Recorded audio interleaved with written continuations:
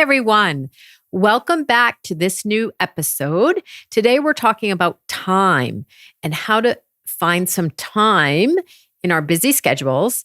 And today, I want to take you through the method that I personally use and that I've been using now for quite a bit of time, where I have over the years tried different things and I've kind of put them together and it works for me. So I thought I would share with you what my method was. So let's dive in. So the first thing I do is every Monday morning, sometimes Friday evenings, I sit down and make a to-do list. And on that to-do list, I include not only things that are linked to work, but also everything in my personal life, whether that is time for me. For example, if I have a dancing class or I want to go for a walk or, I have yoga. It could be also things where I have an engagement at my kid's school or something that I promised to do, or I have a date night. So all of those personal things also go on the list along with all of my professional things. So I make my to-do list. Next, I'm going to put it through a couple different filters. The first filter, I'm going to go through it and I'm going to see which of those different tasks on that list are going to add value either to my company or add value to me personally in my personal life. If it adds value to me or to my company, I keep it as a do, as something that I have to do personally.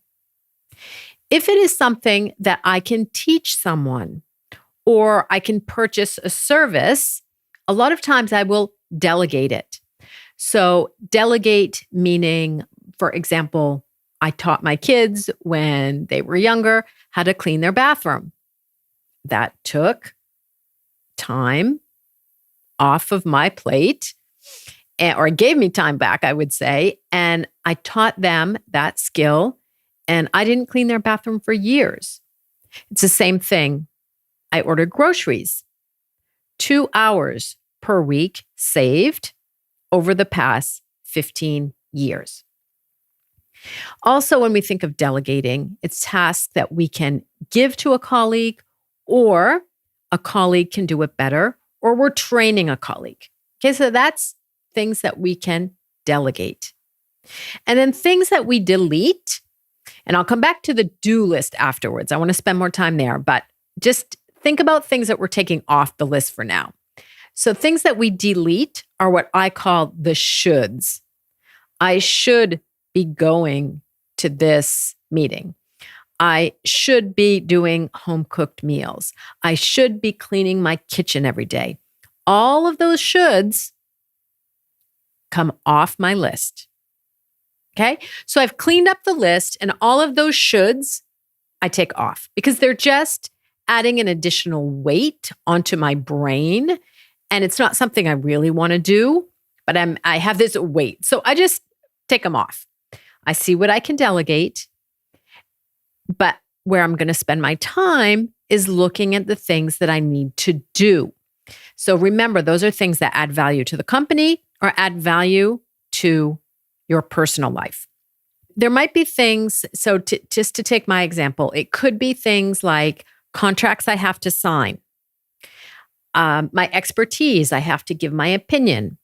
Maybe I have to meet with a potential client who could become very significant. It could be a networking event that is going to be adding value to me and my company. But I also, like I said, put my personal things on there, like my yoga session or my lunchtime walk. So I'm going to look at that to-do list. I'm going to break it down as much as possible. The second filter, so now that I've done do, delegate, delete, the second filter that I'm going to put the to-do list through is urgent and important. Now, urgent and important, again, this isn't rocket science, and it's been around for a while and the literature exists. I see so many people at work where they think absolutely everything has the same amount of importance. An email that you receive from your colleague about going out for a drink after work does not have the same importance as the email from upper management who is expecting a number because they need to make some kind of decision. Something that could be also when we think of clients, if you work with clients, sometimes we have to make choices. And sometimes a bigger, more strategic opportunity with a client is more important than a client who is going to give us maybe just one project a year. Because the time and effort are going to be the same. But if you are limited in time, then you need to choose where to spend it. And it should be spent on things that are urgent and important. So depending on the industry you're in, a lot of people say, but I never know what's urgent and important. Okay, this is all about priorities.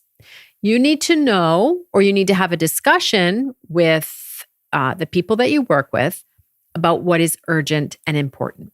And I just want to give you some examples because I think most of the time people know what is urgent and important.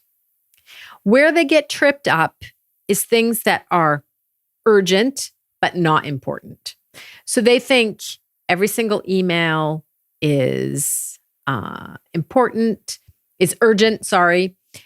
They think they need to call the client back immediately. So every single task that comes through on their desk is considered urgent. They have to answer the client, within 2 minutes. That type of thing is not urgent. So that's a first filter that you really have to think about. Where other people get tripped up is on the important part. So important things that are not urgent, and especially if you're in a management position. So that would be things like training your team. Okay. You need to learn to delegate. And so training your team is something that there's usually no urgency to do it, but it is very important for them to grow, for them to take on further responsibilities, and for you to do the same thing. So it could be teaching. It can be providing feedback. How many times has somebody sent you a report or done a presentation and you'd like to give them feedback, but you didn't have time, you made the changes yourself? That is doing them a disservice and yourself a disservice because you're not upping the skills of your employee and you're perpetuating the fact that you are overburdened. Okay. So giving feedback, teaching, long-term planning, anything that takes thinking. So maybe you're thinking about the strategy, or maybe you're thinking about a reorganization. Maybe you're implementing a major project and you have to break it down and you have to think, who do I need to contact or solicit when? Those types of things, they are never urgent, ever, but they are extremely important for the future of the company, for the strategic direction of the company, and for your employees. Okay, so those, I would encourage you to look at that filter and think about that in your job about what is considered urgent and important. And if you have questions, I would suggest talking about it with your employer or your boss. After that, I want to talk a little bit about scheduling. Because now that you have your to-do list, and on your list should be things professional, personal, and keep in mind that not everything should be urgent. There should also be these important things. So what I do is I always am managing my agenda 2 weeks out. So that means on a Monday morning, I will look and see what is upcoming this week and what is upcoming the following week to see what I need to anticipate, to see what I need to do if I've got a very important meeting the following week. Is there anything I need to prepare? Are there people I need to talk to? Is there information I need to gather? So I'm always looking at my agenda 2 weeks out. And then in terms of scheduling my agenda, I am a huge fan of results-based scheduling. So I want to take an example and break down exactly what I mean in terms of results-based scheduling. So what I'm going to put onto my agenda is the result of what I want to do. So let's take a report. Okay, you have a report to give to management or a client. What I'm going to do is I'm not going to write on my agenda, I'm not going to block time that says work on report. I'm going to break it down. I'm going to schedule half an hour to work on the outline, half an hour to work on the introduction, maybe an hour to think about the graphics and which graphics are going to tell my story. I'm going to work an hour on the conclusions. I'm going to spend 30 minutes proofreading it. And what I do is I schedule those blocks of time on my agenda. And it might be 30 minutes here, an hour there. But the idea is in that 30 minutes of time, I am there to finish a result. So if I take the introduction, I'm going to block off 30 minutes of time and I want to write the introduction of my report. And I force myself to get it done within 30 minutes. Rather than just scheduling 3 hours in my agenda and saying I have to work on my report. And when I schedule the result that I want, it is forcing my brain to think differently and to think more effectively and to be effective. And when I look back over the week, actually, I see what I've accomplished. So it also gives me a mental boost. There's a huge sense of accomplishment when I see that I've done, the introduction and the graphics and the recommendations and it's been proofread. I find it not so overwhelming when I break it down by mini task. And you also know where your time went. Okay. Now, everybody always says, but Karen, I have so many things that I just can't plan for. It's unexpected. I never know what's going to happen. So first of all, keep in mind that you are responsible for your time and your agenda. Okay. You're the one that says yes to answering that email or picking up that call or going over in terms of the time allotted. Okay. But what I do, because of course, there are industries where there's a lot of unexpected things that happen. So I schedule 2 hours a day into my agenda because I know I'm going to have unexpected things to manage.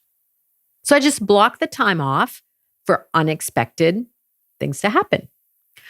Or if you're managing a big group of people, the other thing that I do is I do not have people are sending me Teams, they're sending me messages, they're calling me. I don't answer. I block off time to answer all of those people during that time. So, for example, I will either tell everybody I have office hours from, from 1 to 2 every single day, and it's kind of open, and that's when I'm available, and you can come and reach me, and we can talk about whatever has come up. Or they know that I will have set aside 30 minutes in the morning and 30 minutes in the evening to answer their questions. But I'm not constantly answering the solicitation that people are coming to me with. Okay? So that is results-based scheduling. The other, I would say, objection that comes up often is people say, but Karen, I don't know how much time something takes. Well, then try it. Start off scheduling 30 minutes. And if that doesn't work, well, next time you schedule an hour. Or maybe something only takes you 15 minutes when you thought it would take you an hour. It's a learning process. I think it's interesting at the end of the week to see how you spent your time, where you spent more time or less time than you thought you would. And then the week after you adjust. It's a learning process. Okay. But why this is so powerful is that when you tell your brain you have 1 hour to get this done, your brain will do it. It's like if you give your brain 3 hours to do that task, well, your brain will do it. We adapt to the time that is given us. Recently, we wanted to find a new place to rent, and we gave it 6 months. And we're like, oh, we're never going to be able to find it in 6 months. And well, I think if we had given it 9 months, I'm not sure we would have found a place to rent in 9 months either. So our brain and how we work and how efficient we are adjust to the time we give it. And the last point in terms of method that I would like to talk about here is meetings. I would strongly encourage you to look at how you're spending your time in your meetings, how long they are, who is there an agenda? And if you are participating in that meeting, what is your added value? And what are the action steps afterwards? So if you're having a meeting, be sure that there is an agenda. We all should know when we are invited to a meeting, why are we there and what is our contribution? If you don't know that, then it's probably a should. It would be on that should list, and you could probably delete it from your agenda. Okay. Who else is going to be there? Okay. Because I personally find it a waste of time when there's 3 or 4 people in the same team that are going to a big meeting when only one person could actually represent the team. So ask yourself that question. Are there minutes to the meeting? And I personally don't write everything that was said and all the conclusions. I just write the key actions and who will follow up by when. And then I immediately send them out to everybody. Be sure that I start and end on time because everybody's time is valuable and it's a respect of the others who are there, who are giving their time. But it also, again, forces our brain to be efficient and to get things done in that time that is allotted. And finally, I would challenge you to shorten your meetings because, again, it's that brain that's adjusting to the time that's been given. So I would encourage you this week to think about what you can delegate, delete, or what you have to do. And if you're doing something, put it through the urgent and important filter. Think about results-based scheduling. And finally, think about how you are managing your meetings. And I have developed a free resource that goes into a little bit more depth around this topic. So don't hesitate to download it at karengombault.com/time management. That's KARENGOMBAULT.com/time management. It will go into a lot more detail. And I would just like to leave you with this question this week. What are you going to delete from your to-do list? Have a great week, everyone. See you soon.